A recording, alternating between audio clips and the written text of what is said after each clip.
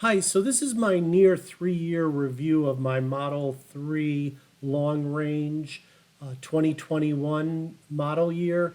When I got it back in late 2021, the refresh just came out with the upgraded center console and the black door handles. So here's my 3-year review. Overall, I love the car.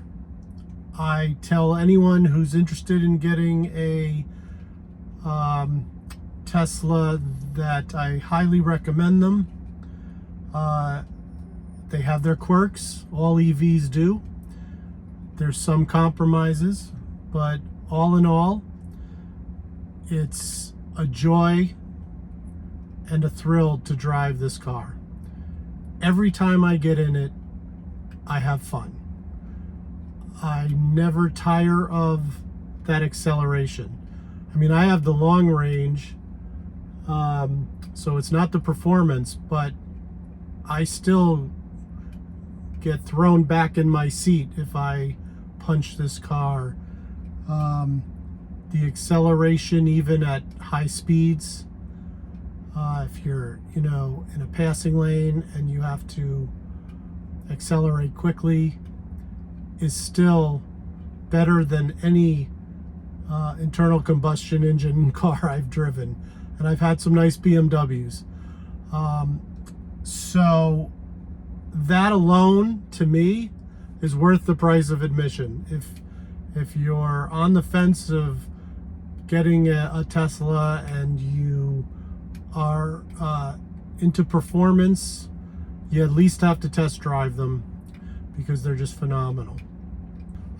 The interior seating I find very comfortable. Again, one of the most comfortable seats I've ever been in. I had a Volvo once that had great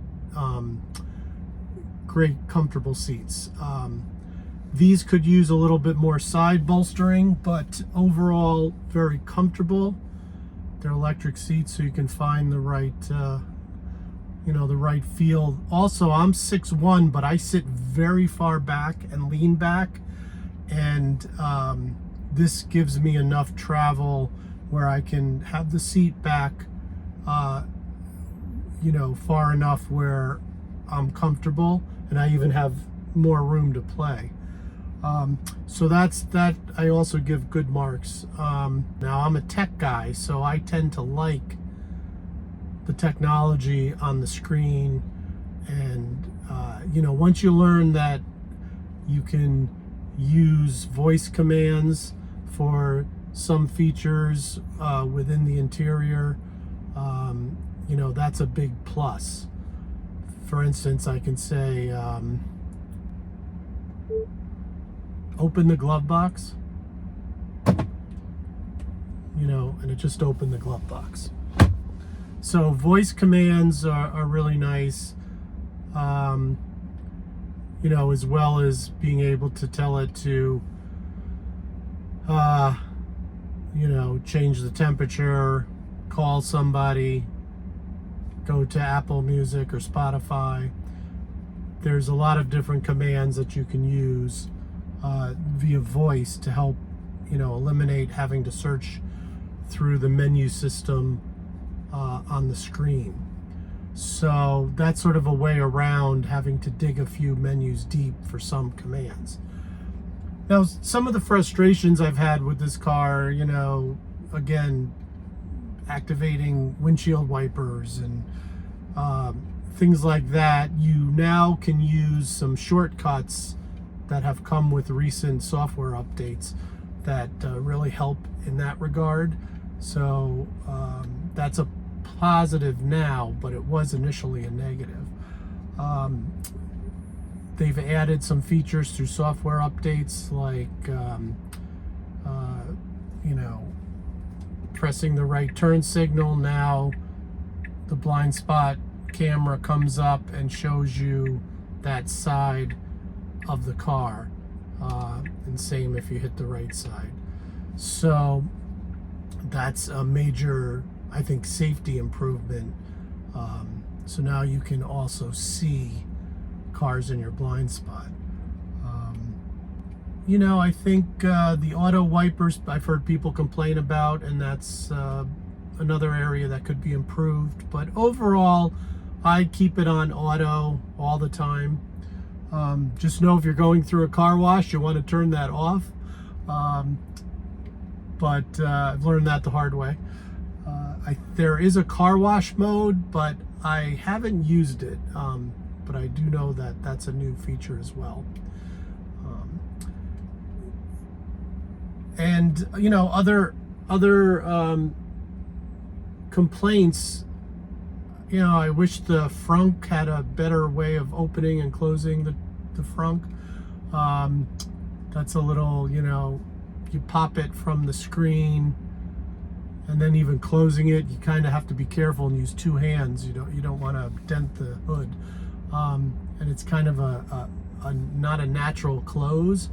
So it'd be great if that was an electronic hatch and would open and close like the trunk does now.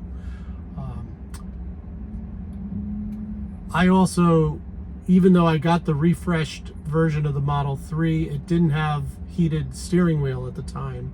But now I understand the current models of both Model 3 and Y have heated steering wheels. And I live in the northeast of the United States, so having a heated steering wheel is a real welcome addition. So I look forward to the next one I get having that as an option. I love the glass sort of moonroof or sunroof. I thought I would miss having one that opens and closes.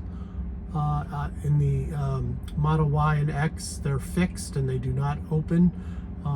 But I found I don't really miss it that much. And I actually like the tinted sunroof. So that to me is a big plus as well. It makes the cabin feel open, and but it has just the right amount of shading and tinting. People complain a lot about the interior quality. I really haven't seen any major issues with my car. There were a few wide gaps on the exterior, but all in all, you know, I felt nothing that was worthy of bringing the car back in. So, you know, overall build quality, again, a few areas where it could be tightened up, but I'm hoping with you know, each iteration of refresh with these cars, the build quality goes up. Also, initially when I first got the car in 2021, I was driving on the, you know, enhanced autopilot. I don't have full self-driving. I just use the autopilot that came with the long-range model. And I was on the highway, no one else around. It was a very sunny day. I think I was on 75 cruise control, and all of a sudden the car just started to brake hard out of nowhere. It scared me, and I, you know, it probably dropped 30 miles in a second, and I couldn't understand why at first, but when I really looked back, it was because I was going under a bridge overpass, and the sun cast a shadow on the road in front from that bridge, and I think the car interpreted that shadow as an obstacle in the middle of the road, so it started to brake hard. And it turns out it was just this phantom braking is what they call it. I reported it to Tesla. And since, I think that's happened once since that time, over the 3 years. And I use the autopilot on the highway fairly often. So that has seemed to improve with, the many software updates that have, I apply them right as they come out. So I think that's a plus as well. But initially it was a major negative, because I'll tell you, it scares you if you're not prepared for it. And I was not prepared that first time it happened. And if someone were behind me, I felt it could have easily caused them to rear end me, going that fast and have the brakes just automatically applied. So hopefully phantom braking becomes a thing of the past, but you just never know. Would I trust full self-driving as of this taping, and we're at the end of or close to the end of 2023? No, I would not fully trust it just yet, but I know it's getting there, and each iteration is supposed to get better. So overall, my impression of this car is, I give it an A-. It's a tremendous car. It's fun to drive. It's just a joy and a thrill to drive.